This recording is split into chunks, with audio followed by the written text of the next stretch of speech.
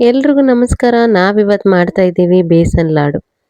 ಬೇಸನ್ ಲಾಡು ಮಾಡಲು ಮೊದಲಿಗೆ ಬೇಕು ಹಸಿ ಕಡಲೆಬೇಳೆ ಹಿಟ್ಟು, 2 ಗ್ಲಾಸ್ ಹಸಿ ಕಡಲೆಬೇಳೆ ಹಿಟ್ಟು,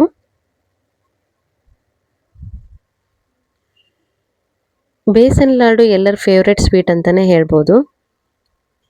ಮೊದಲಿಗೆ ಹಸಿ ಕಡಲೆಬೇಳೆ ಹಿಟ್ಟನ್ನು 5 ನಿಮಿಷ ಹುರ್ಕೋಬೇಕು. ಒಣ ಹಿಟ್ಟನ್ನೇ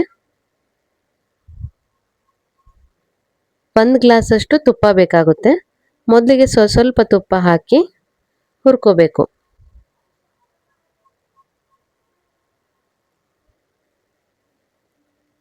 ಈ ಥರ ಸ್ವಲ್ಪ ತುಪ್ಪನೇ ಹಾಕಿ ಮಿಕ್ಸ್ ಮಾಡ್ತಾ ಹುರಿಬೇಕು.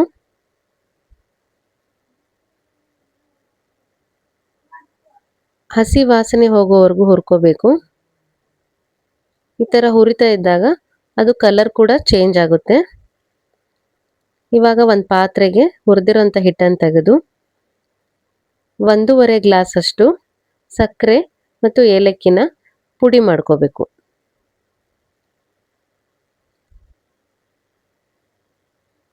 ಇವಾಗ ಹುರಿದಿರೋ ಹಿಟ್ಟಿಗೆ ಸಕ್ಕರೆ ಪುಡಿನ ಹಾಕಿ ಚೆನ್ನಾಗಿ ಮಿಕ್ಸ್ ಮಾಡಿ ಆರಿದ ನಂತರ ತಿಕ್ಕಬೇಕು. ಅದನ್ನು ಈ ಥರ ತಿಕ್ಕಬೇಕು, ಅಂದರೆ ಚೆನ್ನಾಗಿ ಹೊಂದ್ಕೊಳ್ಳುತ್ತೆ ಮತ್ತು ಉಂಡೆ ಕಟ್ಟಿದಾಗ ಬೇಸನ್ ಲಾಡು ರೆಡಿ ಆಯಿತು. Thank you for watching.